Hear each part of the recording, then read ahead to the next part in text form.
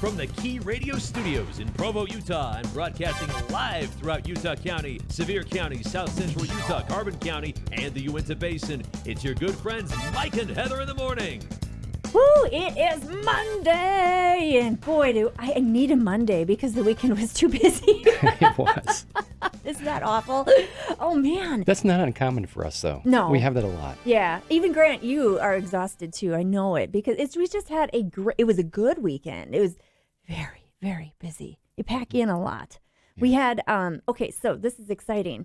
If you are a friend to Key Radio and you listen in the afternoons during the drive time, you will hear Luke Allinger, and he is playing music and giving us nice little devotions and whatever. And he hasn't been on for about a week now because he got married.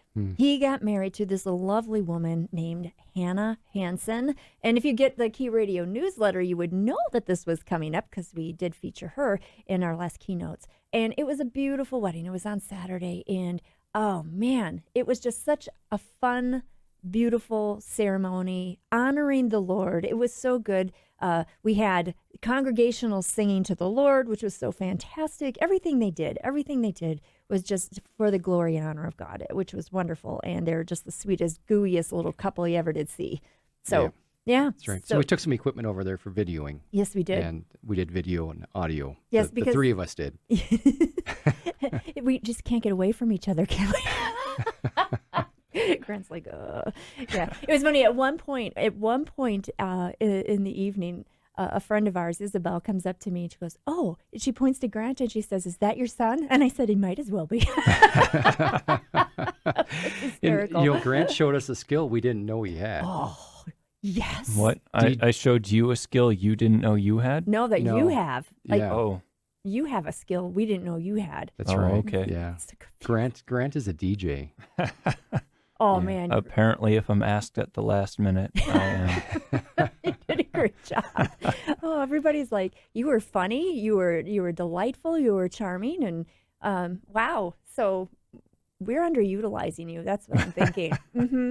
Sure. I was looking over the crowd trying to find a date for Grant to see if looking for the single women. Yeah, I was far too busy. Yeah. Okay. Well, that's why I was looking for you. Oh boy. Oh boy. Oh boy. Oh boy. Oh boy. But it was fantastic and wonderful. So if you want to, you can send a little greeting Luke's way. You just give us a text 855-539-4583 and say, I don't know, congratulations, Luke and Hannah or whatever. But I will make sure to get that message to them from you. Not this week though. No. So I walk in, I on look their at Heather's honeymoon. computer, and she has a video, just a short video of, I don't know, it must have been some type of competition. How many watermelons you can cut in half on somebody's head? It was a Guinness World Record thing. Yes. I don't know why. Sometimes humans are so funny to me. It's like, this is a world record.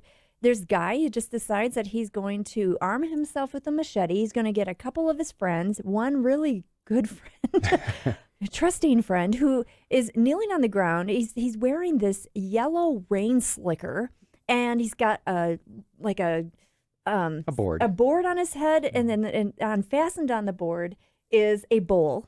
And then the other friends place a full watermelon on the bowl, and then the dude who's trying to break the record with the machete in his hand whacks the watermelon in half, and then it keeps going. And I don't know. I mean, it only took 60 seconds, and they cut 50 watermelons kind of in half, in pieces anyway. I think somebody could do a lot better than that. I think it could be well below a second per watermelon. See, that's kind of what I was thinking. It really depends on the team you have, right? Because it looked like there was a lot of hesitation. I'm just looking at the form here. There was a machete swinging around. Yeah. Well, see, the funny thing is, too, I wasn't so worried about the dude with the bowl on his head because it was the dudes that were putting the watermelon on the bowl that I was worried about, because that machete's kind of long, and they were just kind of like boop, boop. And if he just kind of stretched his arm just a smidge more, work on the rhythm. Get a little nick or something. That would have been bad. Yeah. Yeah. Anyway. But I think I'd be a good coach, I think, is Yeah. what I'm saying. I could say, okay, here's the problem. Your form is sad, and it's not quite in half. give you me could 10 do better. push-ups. Yeah. Let's go. So, yeah. All Okay. right, now what do we talk about? I don't we're expecting Steve Pearson to come in, but as usual, I He's told him. late. Okay, but here's the thing. I think I told him he should bring donuts. Oh, here he comes. Donutless. He doesn't have donuts. Steve, you don't have donuts with you? You're not that late. You're not. No, you're earlier than usual. Yeah. Wow. Good morning, Steve. I feel so beaten. Oh. down. Look at what I have on my computer here right now, Steve. I have you. Oh yeah, the morning devotion. Yeah. You made me laugh my head off the whole. I mean, it was a good devotion. I think I was too busy laughing at you. But Why are you laughing? Because he started it off, and then it was early in the morning. I'll give you this. Right? It was. And all of a sudden, he starts yawning. That's really funny. Well, it is a morning devotion. And then you get in the middle of it on minute 3, and he starts yawning I'm again. yawning again. And I'm like, oh, I can't stand it. It's so good. So Heather was good. looking at Facebook this weekend, and she noticed that in the background behind you for your church service, when your Facebook post came up for your church service, Yeah. Key Radio was in the back of it. Yeah, so we had a technology bomb that went off, and for whatever reason, like we'd hit our computer screen to go from our we have a pre-service role for online, right? The online's not supposed to show up in the sanctuary, but it was, and we couldn't get it off. And one of the roles is the Key Radio, is the Shouts That's of perfect. Grace radio Shouts of thing. Great. And so when we started the worship, we couldn't even get that off. So Key Radio was just there. It was Yay. embedded in there. So anyway, I love that plan. It worked. Mike, It good did, job. yes. And Shouts of Grace airs at what times again, Heather? Saturdays at 6:30 p.m. and Sundays at 9:30 p.m. Thank you. You're Thank you, welcome. Steve. Yeah. That's fantastic. I had to go and consult our website. So if you want to know and you forgot, you could just go to our website, keyradio.org. You could hit the programs button, and then it'll come up, and you're going to be happy because you'll see. And then you can even download the schedule, which is wonderful. And if you don't know what Steve looks like and you're just in your car and you're not watching Facebook Live, which is great, you could just go right there, and there's I don't know if you big want happy to do that. picture of Steve. I actually had somebody that actually told me that they were listening to Moody, and they heard us on the Moody Institute, their Bible thing or whatever. I don't know, like Shouts of Grace or Really? something like that. Yeah. So anyway, all that to say that you guys are doing a great job getting the gospel out through this medium, which is awesome. Speaking of Moody, we're going to have at Heather some was point- really moody yesterday. She was Yeah, tired. No. At the wedding, we came in contact with. Oh, yes. Oh, I'm Sorry. struggling here this morning. That's okay. Chris Allinger, who used to work here at the station, his wife's Brother.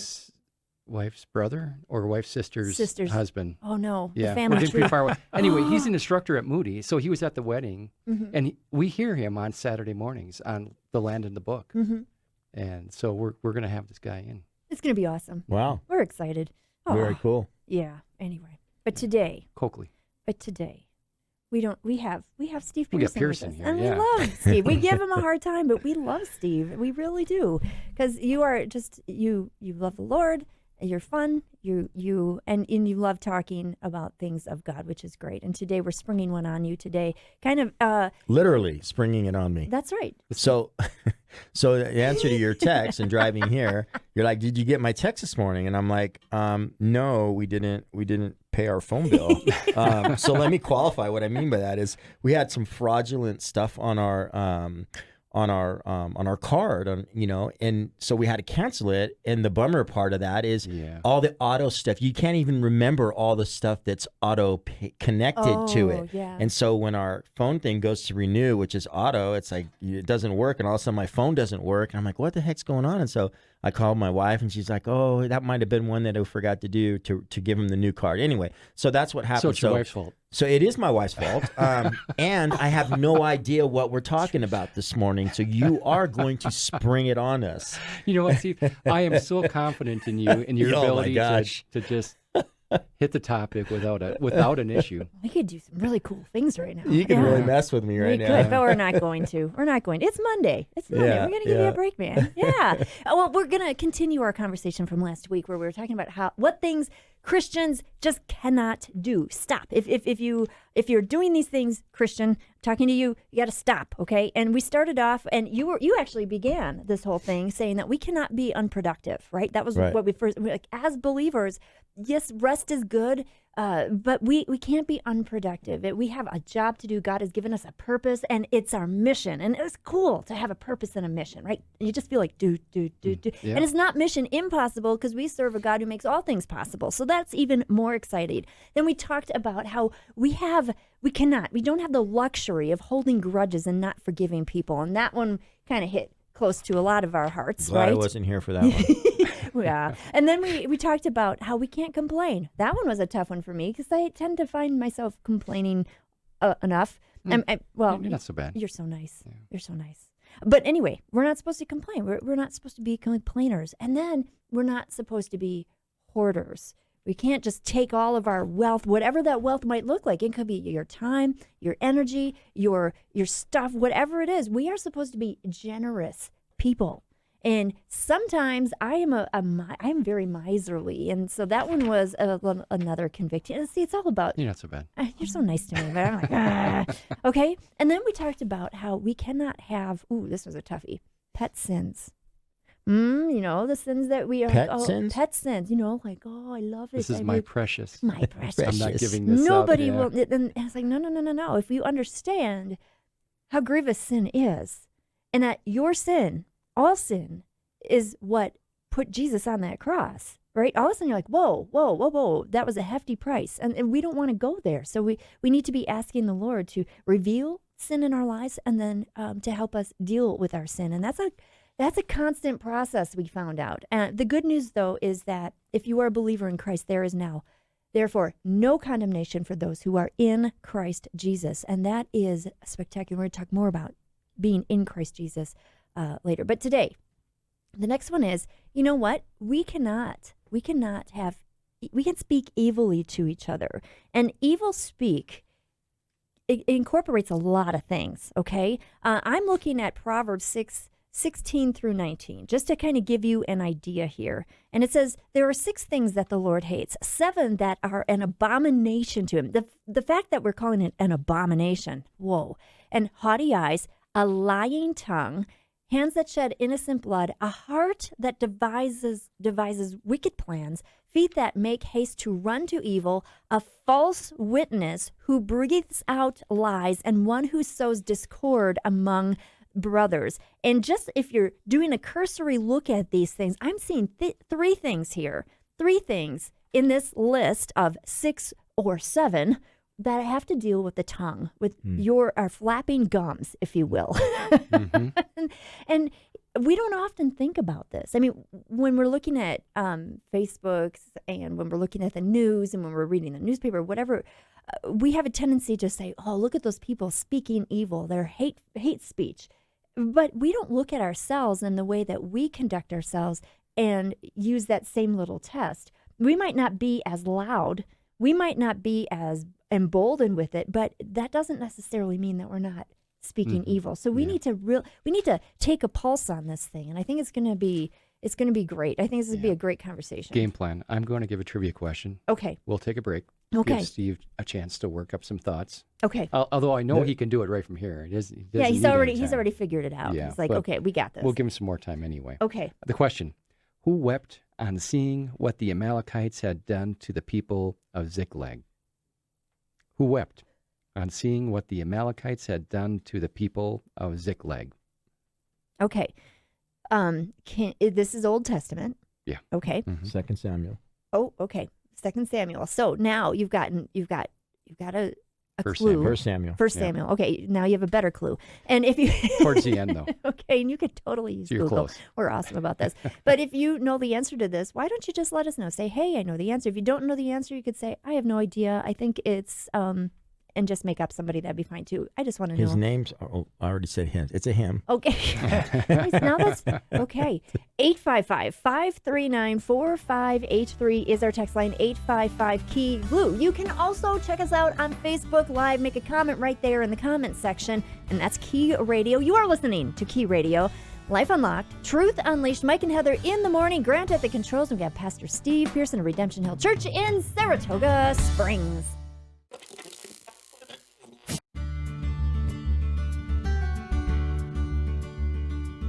Life Unlocked, Truth Unleashed. Pastors wear baseball caps, if you caught the end of that. That's what she was saying. I would. All pastors. All pastors wear baseball caps. All right. That's all. That's cool. Okay. Trivia question. Trivia question. Yeah. Who wept on seeing what the Amalekites had done to the people of Ziklag? The answer, Was not Josiah. no, No. no. Anybody? Anybody? David. David. Yes. There it is. Okay. Now we're done with that. Mhm. Okay. Good morning. We even gave not just a trivia question today. We We gave the trivia answer. Yeah. Didn't we have a trivia question on Friday and we didn't answer that I one? don't know. Oh, I pulled my Post-it note out of the book, so even if we did, okay. I don't know. It's our system. We have Post-it notes. And that was from the Complete Book of Bible Trivia written by, J. Stephen Lane. thank you, J. Stephen Lane. Good morning, Mom. Thanks for listening. Joan from California is listening. Thank you so much for tuning in. And then our good friend Mike Meisenberg is also saying good morning From Wyoming, from Wyoming. which So, we might see him this weekend because I hope we're so. going on a youth event. I know, We're right? going up to, it's at Frontier School of the Bible, but they're just kind of hosting it. Mhm. There's Yeah. somebody else putting it on. But, Right. So we're taking a couple van loads. Heather and I are taking a couple van loads of kids up there, youth. Hmm. Yeah. Very nice. Because don't we weren't exhausted this weekend enough, so we Yeah. figured we just needed more of it. So that's good. Yeah, it's gonna be awesome. It's gonna be fun. It's gonna be a lot Very of fun. cool. What age? Teens. Teens. Yeah. Oh, great. Yeah, yeah. That's my favorite. I like it all. I like it all. It's a lot of fun. I like messing with little kids.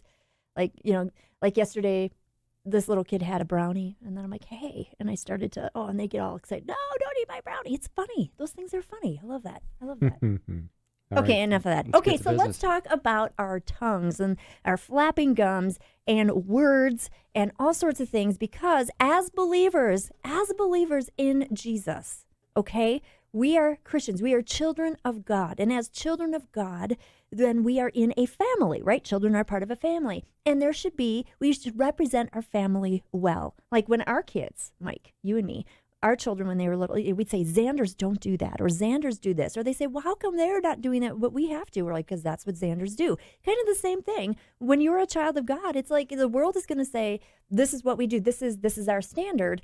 But God has different standards, and he is the one who has designed us.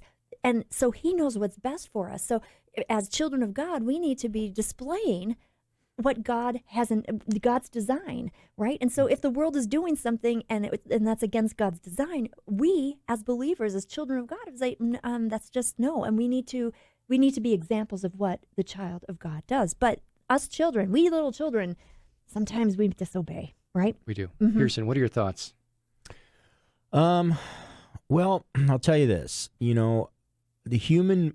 Let's start here. Human emotions are something that's really tricky. They inspire a lot of sin in our life. Human emotions have a perception of reality, and they're easily manipulated. And when we become emotional about something, then the thoughts are connected with that. And when the thoughts are connected to something, then actions are connected to that. And so it really doesn't matter if it's reality or not. If our emotions are not put in check, right, by a higher authority than itself, then we are going to be manipulated by us. And in regard to the tongue, like you were saying, there's probably no greater fuel for the tongue than when we are, and the misuse of the tongue, I should say, than when we are manipulated by our own emotions. We hear something, a friend says something, we hear about injustice or whatever. We only have one side of the story, and then we emotionally get behind it, and then our thoughts make their way to our vocal cords or to our heart, and our heart obviously comes out of our mouth, and then we start to use our tongue in a way that is not honorable to the Lord. And every one of us have done that, right? You look at Moses and Miriam in the book of Numbers. They were emotionally bent because Moses had married a Cushite woman. And so they took it upon themselves to get together as brother and sister and talk trash about Moses, right? As if somehow God wasn't going to see it. Well, God did see it. And God said, hey, I want to meet you three out here. Let's meet. And they come out, and then God rebukes them for what they were talking about in talking about Moses. And it says that God was angry with them, and she had to suffer some consequences for a while. And so, when it comes to the tongue and the flapping of the tongue, the tongue is James says that the tongue can set a world on fire, right? It really can ruin. It can ruin people's reputations. It can ruin your own reputation. And the thing about the tongue is sound travels 800 miles an hour. Once it leaves your mouth, you ain't getting it back. You're not that fast, You can't take it back. And how many times, just think of every avenue of life. I mean, I've been married 25 years. I've known Tricia for 27. I can't tell you how many times I said something and I wish I wouldn't have said that. Or as I'm saying it, God's saying, you're not going to want to say that, man. Yeah. Like abort. you're not going to get that one back. And it's devastating. And here's the thing about when we use the tongue to not glorify God, when it lands on the ears of somebody else, you're not in control of it anymore. They can take it how they want, and they can spread it how they want. And so there's a reason that we're to be very careful with what we say, in regard to talking to other people. So I think as Christians, one of the things, a lot of times, I think what's a good thing to do, you guys, is to not only say, well, I shouldn't do this, but look at what the Bible says you should do, right? And I think that's a good principle, right? Like when I was a youth pastor, I had kids ask me all the time. They'd say, can I listen to this music? Can I listen to this music? They just want to know that, tell us where the line is type thing. And, and I said, look, if you're going to look in the Bible for what you can't listen to, you're not going to find it. But you know what? The Bible will talk about what you can do. And when it talks about and sing spiritual songs and hymns and stuff. So sometimes the Bible, encourages us in that direction. And here's what it says in Ephesians 4:29. Let no corrupt talk come out of your mouth, but only such is good for building up as it fits the occasion, that it may give grace to those who hear. That's the Christian's marching orders with your tongue. Don't go and trash people. Don't let any corrupt or tainted word come out of your mouth, but let it give grace to the hearer. And that's always a good filter to run through. And what I'm about to say going to impart grace to the hearer, or is it going to destroy them? Is it going to cause destruction? That's a good one to memorize, by the way. Always looking for things to kind of keep into our hearts. And this, again, Ephesians 4:29, a really good verse to memorize. And if you are struggling with things, I mean, especially like with gossip, let's say, this one really helps out. I know, because I used to be a tremendous gossip. It was horrible. Like at the things I'm like, oh, I can't believe I just said that, when that was in confidence, right? The Lord has really worked on my heart over the years. And this was a very important verse for me to memorize and put into my heart so that I didn't sin against my friends. And that's one of the things. It's interesting to me that God is very concerned about our words. Now, I don't know. I was just thinking about this morning, and I'm wondering, is it a coincidence that Jesus is often referred to in the Bible as the Word? I mean, words are important. Jesus is the Word. It just seems to me that there's a relationship somewhere there. I don't know what it would be, but it seems interesting. Yeah, I think you hear the testimony in the New Testament of people in regard to Jesus' words. Never has a man spoken like this before. Never has a man spoken with such authority. Jesus' words. And so we understand each other. Being a Christian doesn't mean that, you can't ever say anything that might be controversial or anything that might hurt a person's feelings. So let's get that straight, because Matthew 23, Jesus unloads on a group of people, and he ain't nice about it, right? I mean, it's not like, you brood of vipers, you hypocrites, you whitewashed sepulchres.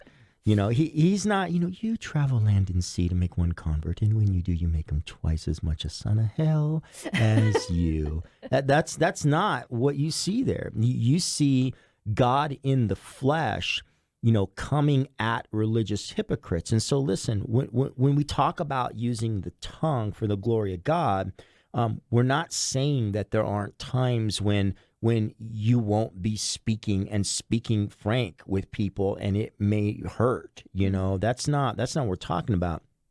Truth is truth. What we are talking about is the intent of the heart when you speak, right? Slander is connected with gossip. It's taking unconfirmed information for the purpose of destroying somebody else's reputation in the eyes of another person, right? So I see this is really unfortunate. I see this a lot of times with church leaders where, I'll be in a group of pastors and some guy's name will come up and then they'll start talking about denomination, or they'll start talking about, that person this or whatever, and their church doesn't do this and their church doesn't that.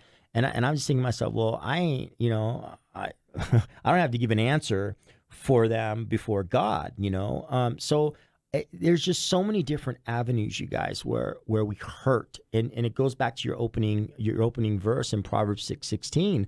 When we do that, and it causes division among people, right, and causes discord among brethren, God says that's the seventh thing that's an abomination. I can't stand it, Why? Because, well, all you got to do is turn on the news today and you can see what division does. A house divided against itself can't stand. What divides a house? It's the heart. Well, what is it that convinces the heart?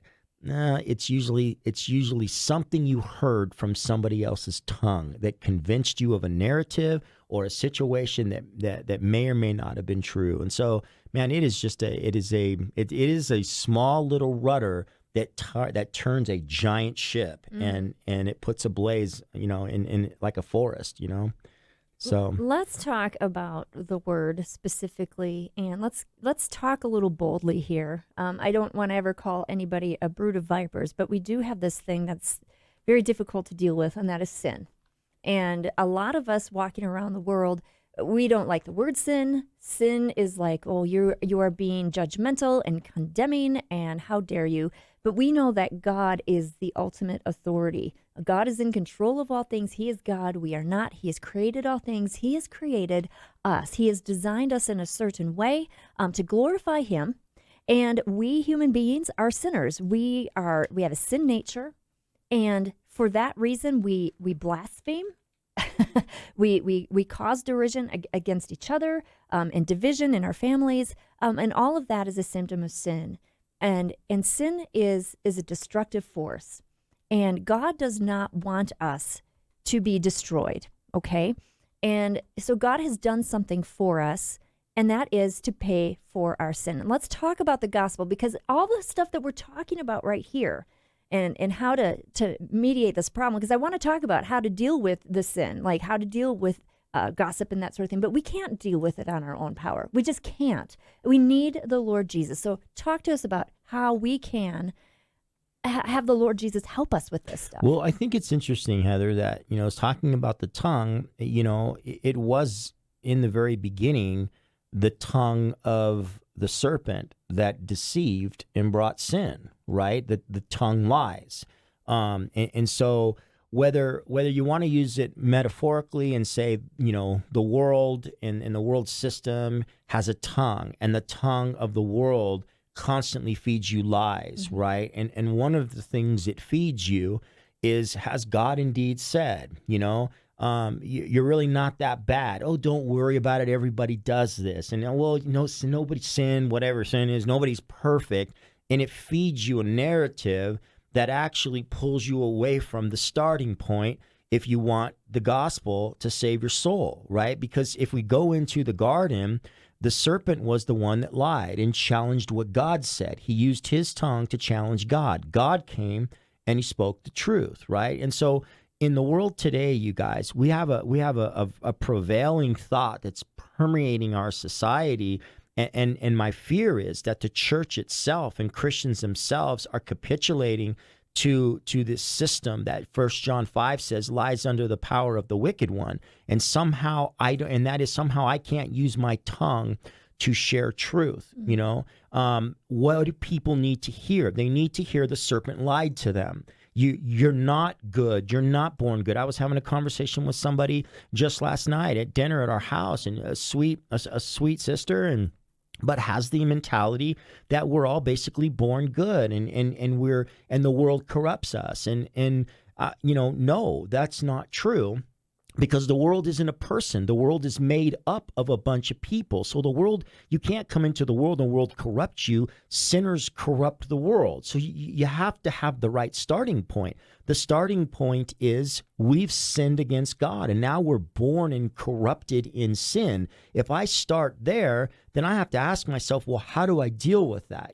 Do I just become a better person, a better version of myself, put on some cleaner clothes, shave my head like Mike, and kind of just act a little better, so I have a modified version of Steve that's more more acceptable to society? Well, you're still broken inside, right? Mark chapter 7, Jesus says your problem is within. Out of the heart of man proceed evil thoughts and murders and corruptions and all the things. So clean up the outside. Guys, if it quacks like a duck and sounds like a duck and walks like a duck, it's a duck. If it sounds like a sinner and walks like a sinner, it's a sinner. And so if I start there, Mike and Heather, then I got to deal with my sin, right? And even the devotion we did this morning that you were making fun of me on, the tagline on it was, there ain't anybody else coming for you. Yeah. Nobody else is going to save you.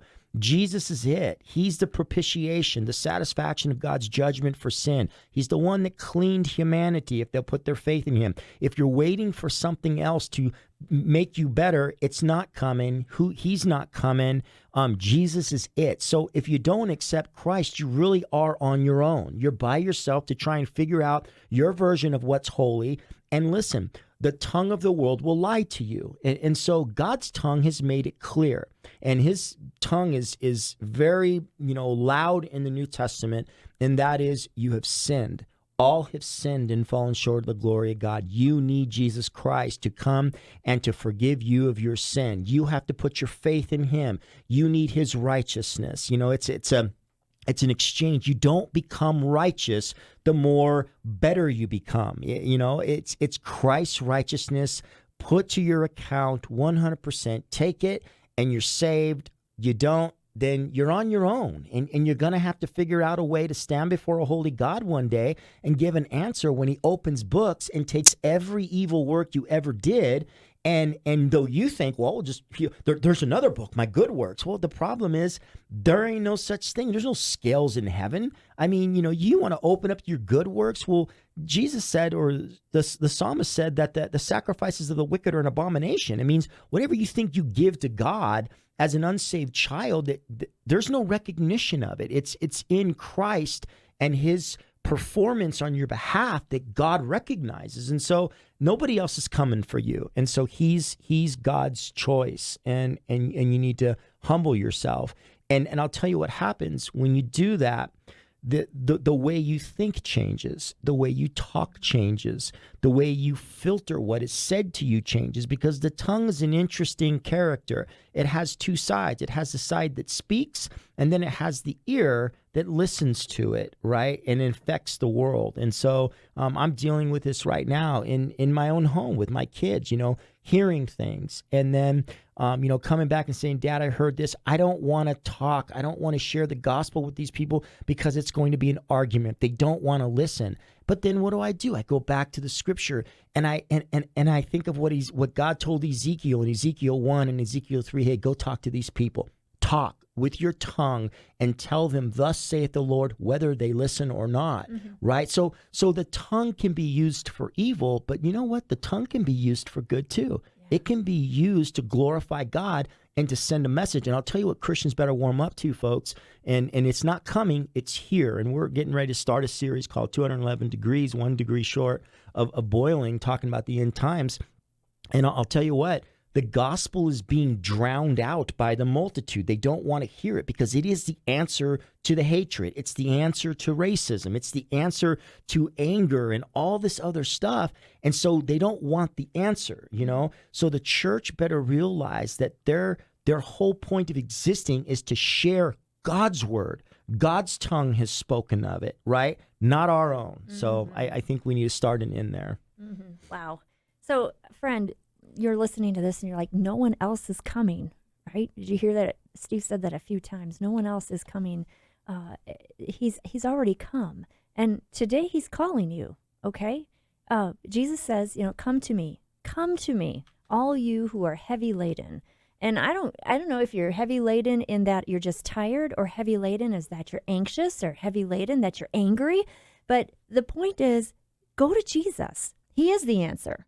And there's nothing like, there's nothing that you don't get a membership card, okay? You just believe. Believe in the Lord Jesus. Trust in what Jesus has done for you, and you will be saved. And then you will be a new creation in Christ. Now, does that mean that you will stop sinning altogether? No, okay? Because you know Christians, don't you? And Christians still sin. But now things have changed, and our hearts are changing, and God is working on us. And so some of these things, like what we're talking about today with the tongue, well, out of, the heart, that's really all the words that are coming out of you is coming from the heart, right? And God's going to change your heart, and your speech is going to be changed. But we still need to be on guard for that too. First things first. Believe, go to the Lord, repent of your sins, repent of being a sinner, and say, Lord, I want your righteousness. I want to live for you. That's right. And then you need to call us and let us know that you are a believer in Jesus, and we will get you resources, we'll get you a Bible, we'll pray with you.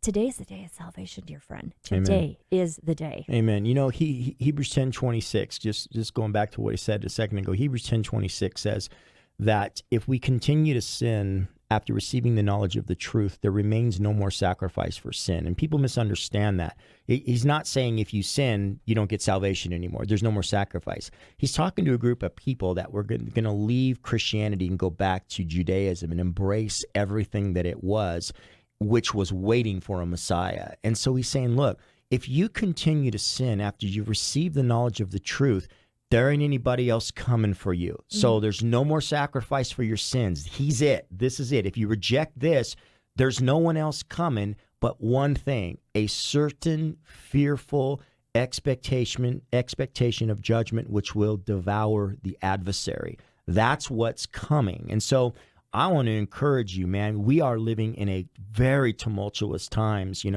and Jesus has come. The offer of salvation is out there. There's nobody else coming. He's the sacrifice for sin. The only thing that's coming next is a certain fearful judgment which will devour the adversary. It's a part of the gospel. You can't escape it. Accept Christ, because what comes next is not going to be good. Okay, my friend, I'm talking to you, believer, right now. You're struggling, okay? We do these really crazy things, don't we, when we are believers? And we don't mean to gossip. We don't mean to speak ill of people, but sometimes it comes out, doesn't it? It can look like a slippery slope or a gray area, too, at times, where maybe our intentions didn't start out to be a gossip thing, but boy, it kind of turned into it. Right, right. One of my favorites is, could you please pray for Mike? I hear that he's having troubles with his marriage, and and all of a sudden, and you're like, whoa, okay, so we're dealing with rumors, and all of a sudden, that happens often. Or you'll go up to somebody and say, I think our dear sister is falling into sin because just and all of a sudden it becomes, and it's not just the gossip. Gossip does other things too. It maligns another person's character. Like you said, you might not know the whole situation, and sometimes we just find ourselves falling into it, or you get done with the conversation with somebody, and you're just, I'm like this. I roll everything back in my head, and then I think, what did I say? Or, I think that might have come out wrong, or, oh, no. You generate more words than the rest of us do. So your likelihood of putting your foot in your mouth that way is a little higher than most. You're not wrong. Yeah, I know. I'm not cutting on you. I know you're not. But so what do? Okay, we find ourselves in a situation, and we roll it over in our minds. We're like, oh, I think I did something wrong. Steve. But God gives us the answer. That's the thing. It's Scripture gives us all those protective mechanisms against what you said. You see a couple in Proverbs 18. It says in verse 13, if one gives an answer before he hears, it's folly and shame. In other words, if you open your mouth and you speak before you hear a matter, it's folly and shame. He'll go on to say a couple verses later, the one who states his case first seems right until the other comes and examines him. What is he saying? He's saying, look, if all you have is one side speak their case and you don't know the other side, and you give an answer with your tongue before you hear the other side, it's foolishness and shame to the person. Why? Because the first to plead their cause always seems just until the other comes and examines him. It goes back to really what we talked about in the beginning. If I get to your ear first and you're my friend, I can manipulate your emotions. Even though I'm not doing it maliciously, you're my friend, I've got a version of reality that may not be completely true. You are my friend, and because you're my friend, are you to just listen to me no matter what? Do you know how much gossip is spread in the church amongst other Christians because my friend told me this and I trust them and I love them and I accepted this, and in doing so, I allowed my friend to manipulate me emotionally. You guys, I've been mad at people I've never met. I mean, who hasn't been there, right? Like, right? you know, let's call him John Doe. You know, John Doe, my friends telling me something about John Doe, and I'm thinking John Doe's a creep, you know, like but I never met him. You guys, that actually happened to me early on. I had some friends that we loved dearly, and they had a falling out with some people that we really didn't know real well, but we trusted our friends. We loved our friends. We wanted to be there for them. And so we accepted their narrative. And me and my wife didn't like this other couple. Well, one day they decide that they're going to be, they want to apply to be youth leaders in the youth ministry. And I'm thinking to myself, oh no, I know where you've been. I know what you've done, right? And so I'm interviewing them and I'm like, okay. So I let them in. It turns out they were amazing servants. And most of the stuff that was said about them that I had accepted wasn't true at all. It wasn't my experience of them. It was my friend's perception of reality because they were emotional and I bought it. And so I was deceived by somebody else that I loved. You guys, that happens all the time, right? We need to guard ourselves because our loyalty is not to the words of a friend. It's to the words of God, right? And so if we stay there, even when the people we love the most are hurt, we can show them support by simply saying, hey, I'm sorry this is happening to you, without giving our heart to the narrative that kills another person in our heart, right? We need to guard ourselves against that. That's where it stops. I love what you just said there. Our loyalty is not to the words of our friends, but to the word of God. If we could all just remember that in all of our interactions, I think that we would be in a really good place where the Lord could use us even more greatly. You know, it's a theme throughout the Bible too. You go back into Proverbs and throughout the Old Testament, how we use our tongue is important. Mm-hmm. And you brought up a couple verses from the New Testament, but there's plenty there as well. This is an important thing. Yeah, because we are representing God. As Christians to the world. Yes, Mike, it moves a nation. And if you ever doubt that, look at the rebellion of Korah, Dathan, and Abiram. 3 men that were ticked off at Moses because they felt he was hoarding the glory. You're not the only one that hears from God, Moses. And read what happens. They actually, Korah, Dathan, and Abiram, 3 bitter people, actually with a false narrative, they go to 250 renowned men of Israel, leaders of the tribes of Israel, who convinced the whole nation to come out against Moses. And there they are, 3 individuals infect an entire nation.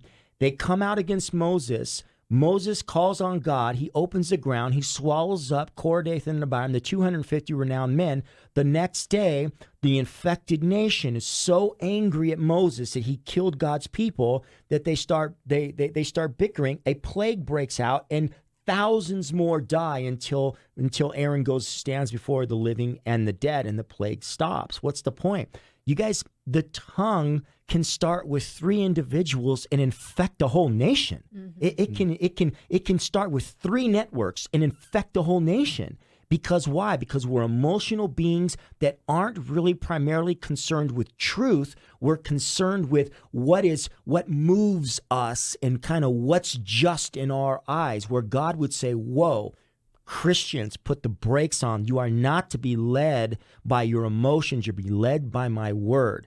And I'm telling you, we are in the trouble we are in today primarily because of that. Because people, Christians and non-Christians, are listening to the words of deception in this world, moving us to an end game. Mm-hmm. And we're buying narratives about each other, about people. It's insane. Mm-hmm. And it's continuing to just amp up. And so, man, I think we need to quiet everything down. Christians need to get alone with the Lord and say, God, give me discernment before I wrap my thoughts around it and my actions and my emotions. Give me discernment. Because I'll tell you what, the world will manipulate your emotions. God will give you convictions, and there is a huge difference between the two.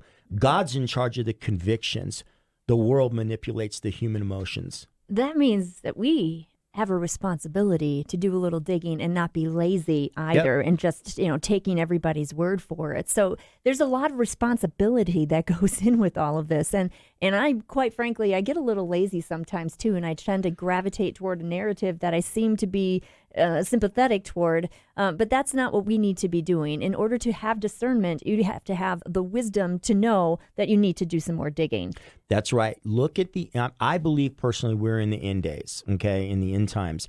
And if you look at one of the prevailing things that takes place in the end times, Jesus said that a couple things. He said, number one, that because iniquity will abound, the love of many will grow cold. And he says something very interesting. He says that there'll be deception. 2 Thessalonians talks about deception, right? So great is it that Jesus said that if it were possible, even the very elect would be deceived. That is a strong deception, folks. Now, I don't know what the deception is. It doesn't really matter. The point is that for someone to be deceived, there has to be a narrative that convinces them. There has to be a tongue behind the narrative. And I'm saying the deception that's going out into the world has the same tongue that uttered it from the beginning in the garden. And it's a challenge to God. So as Christians, we are to be above that. We are to not give our heart to things that are said, whether it's about people, whether it's about government, whether it's about races or cops or all the other garbage that's being come. We're to pray for discernment. God, I do not want to be one of the elect that if it were possible would be deceived. I want my narrative to come from you. God will never lie to us. He'll never deceive us. So we need to put the brakes on our emotions and how we post things and what we post and what we jump behind, because there is a lying tongue in the last days that is powerful sedative even to the people that love God.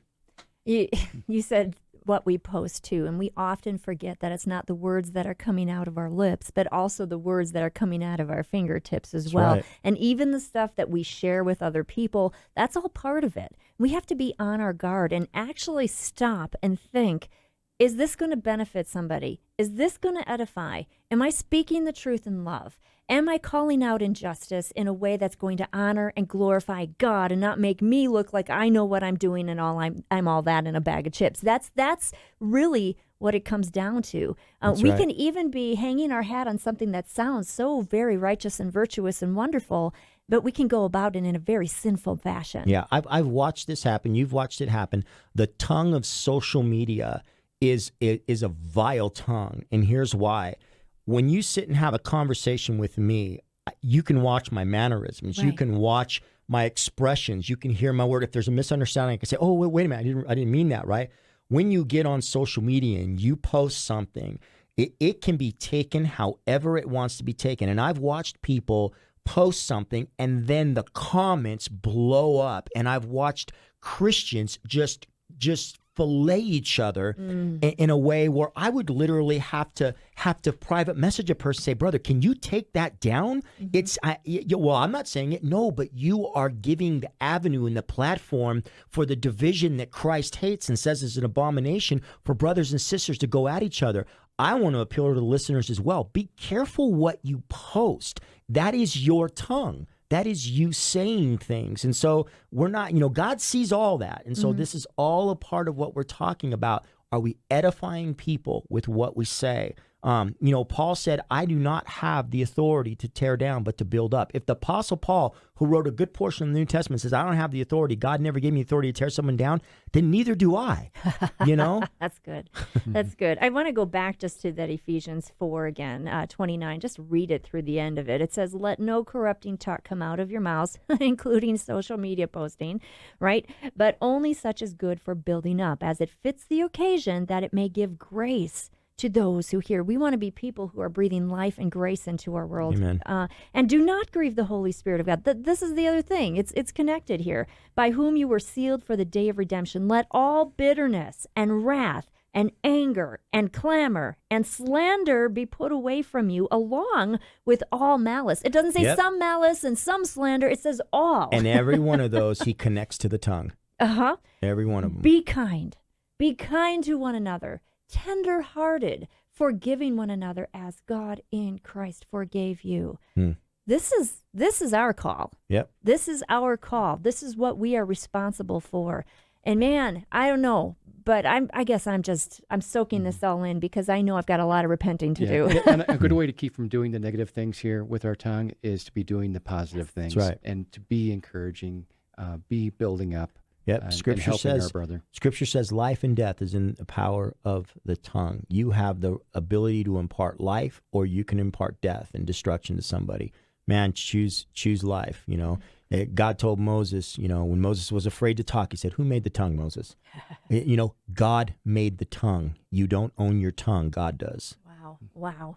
Well, this was good. This was good. It was Yes. challenging. It was wonderful. It was a good way to start, I think, a week here. Yeah. Kirsten, what's going on at Redemption Hill We Church? are super excited. We're going to start our end time series this coming up Sunday. It's gonna be amazing. It's going to make sense of everything that's happening. So we meet at 10:30 a.m. at Vista Heights Middle School in Saratoga Springs. You can also go onto our Facebook page, our Instagram, or our YouTube, and you can stream it live. Fantastic. rhutah.church. Wonderful. Steve, thank you so Thanks, much. guys. You are just a rock star in my world. Oh, and my friend, you are a rock star as well. Thank you so much for allowing us to spend time with you today. Grace be to you. Go out there and speak life into the world.